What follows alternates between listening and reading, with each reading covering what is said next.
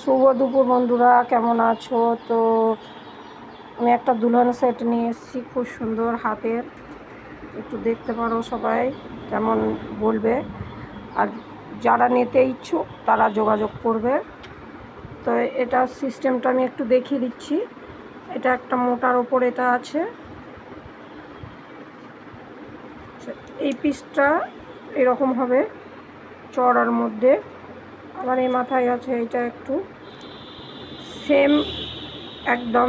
এটা মোটার ওপর, এটা মিডিলটা এরকম হবে, আর এটা একটা মোটার ওপর হয়ে যাবে।